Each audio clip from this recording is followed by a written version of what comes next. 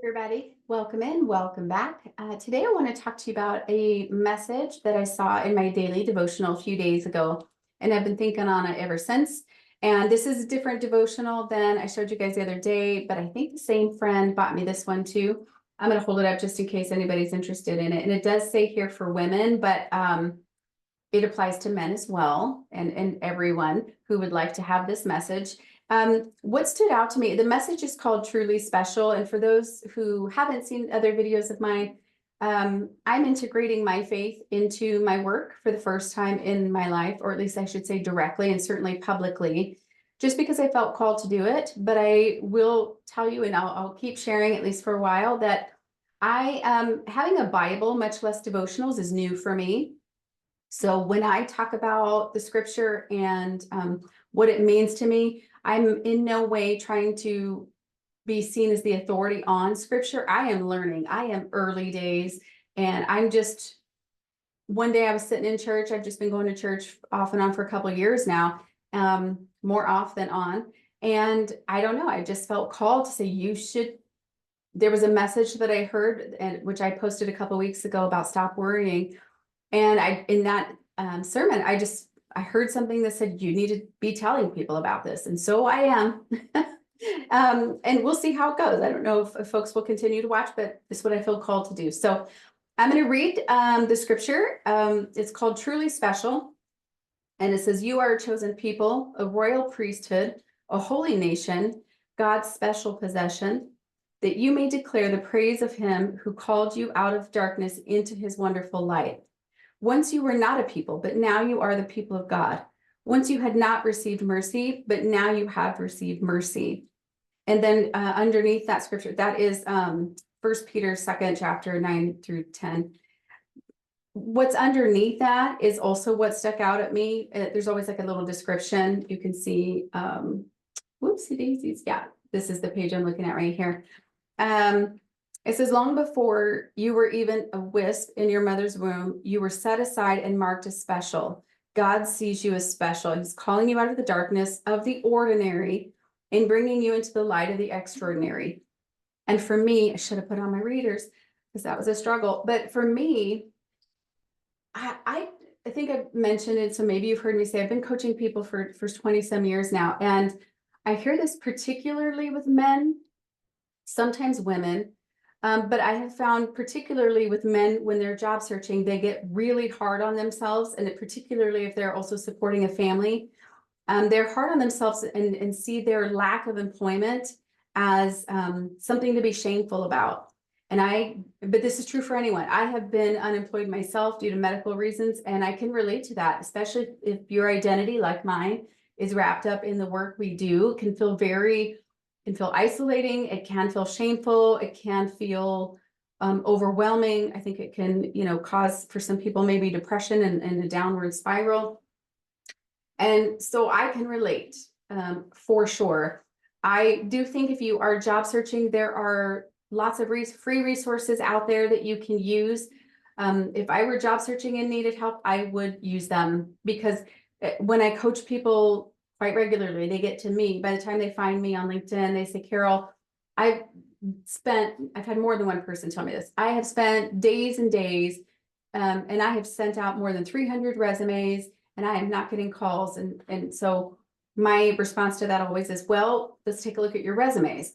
And often it's something going on with their formatting. So their resume is not even being seen past the tracking system. And sometimes it's content. They're wording it in such a way that, if I'm honest, what happens is all that negative vibrational energy that they're in, the shame, the doubt, the fear, the depression, comes through on the resume, and it shows up even in the words they choose to describe themselves. So they're not doing the best job of communicating that they're the best candidate. And as you can imagine, there's something called a vibrational energy chart. I'm not sure why I'm doing this. The chart's like a scale. And again, the highest part of the chart are things like love and joy and peace. And then the bottom part of our energy would be things like shame and fear. There are different frequencies. And so if you are job searching It's natural to be in that lower vibrational energy for sure, but I do think it comes through when you're applying. And so little by little, there are lots of things you can do, and I posted this in another video, to go through and raise your vibration as you're job searching, because I don't think it's worth sending out 300 resumes ever. But one of the ways I think to help you raise your vibration is to remind yourself of this scripture. God sees you as special. He's calling you out of the darkness of the ordinary and into the light of the extraordinary. I know that sometimes losing a job, especially unexpectedly, seems traumatic, and maybe it is traumatic, but maybe that job also wasn't your dream job. Maybe it's not what you were called to do, and maybe you were living and working in the darkness without realizing it. Regardless of if that's true or not, if you find yourself job searching, maybe it's helpful to kind of reframe that, the way you're looking at it, and say, wait a minute, maybe this change, this catastrophic change, is just God calling me into the extraordinary life He has for me. He sees me as special. And so, wait a minute. If my Heavenly Father sees me as special, I must be special. Does my resume show that I'm special?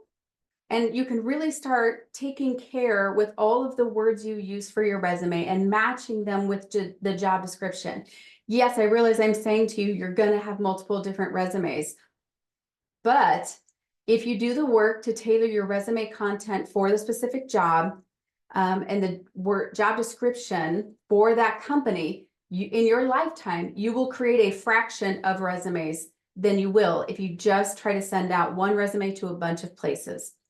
So maybe this is a time to think about, what has God called you to do?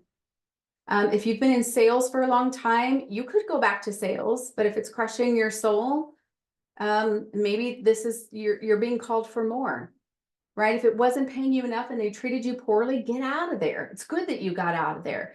In fact, I had a meeting, a lunch with a family member the other day who was feeling a little bit down because it was like one thing after another, and this person is job searching, and we had the same conversation, and we were talking about him being made for more. And by the end of the lunch, I think he was probably like, all right, stop talking about this, because I go on and I get very passionate. But after we met, I think it was the next day, he sent me a text and he said, man, I'm so glad we met, because I was going to a dark place and I'm not now. And I thought, wow, that's cool. It wasn't me doing that. That came from God. And so I don't know. I'm hoping that maybe that helps some of you as you're job searching. I don't mean to make light of it or make it sound like just get over it. There are lots of jobs out there. It's super easy to find one. But I do know that there are free resources, lots of places. As I continue to build my own website, which is careercoachingwithcarol.com, I will try to post more. I'm learning about the video editing. As you can probably tell, I'm learning about my website and how to do all the technical stuff. I was not called to do that.